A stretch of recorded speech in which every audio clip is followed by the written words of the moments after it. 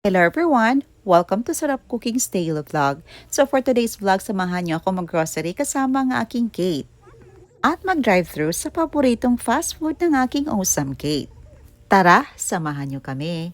So dito, nagre-ready na tayo para papunta na tayo sa grocery store na nearest dito sa aming place.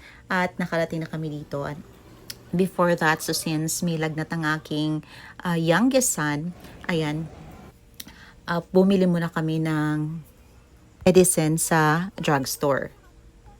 So pagkarating namin sa grocery store, ayan, so na-hyper si Kate kasi na-overwhelm siya sa place at sa environment niya kasi madaming tao. Siyempre happy din siya kasi paborito niyang pumunta sa shopping mall.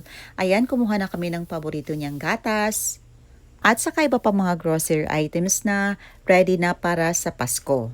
Meron tayong paborito niyang macaroni at itong wheat bread na paborito niya ang gardenia. Ayan, so ang ating noodles, paborito din aking mga anak. At syempre ang mega sardines na hindi talaga mawawala sa listahan natin. Kasi paborito yung ulamin ng aking Kate. So dito kumuha siya ng dried fish at ang ating paboritong brand na honey.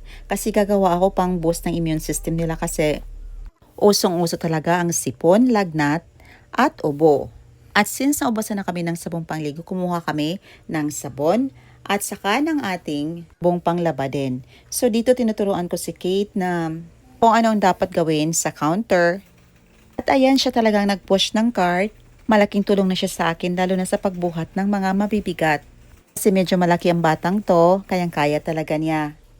So minsan lang ini-instruct mo kung ano ang dapat gawin. Ayan, dito naabutan namin ang aking mag-ama na nagpamasahe. Ayan, after that, so since nagutom kami, dumaan na lang kami sa drive-thru ng paboritong fast food ni Kate, ang Jollibee. Kasiyahan talaga kami kasi feel na talaga namin yung Christmas kasi may mga Christmas lights kaming nakikita.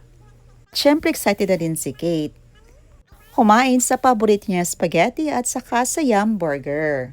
At since may sipon o buhat lagnat ang aking bunso, so ayan, hindi ko siya pinapainom ng malamig.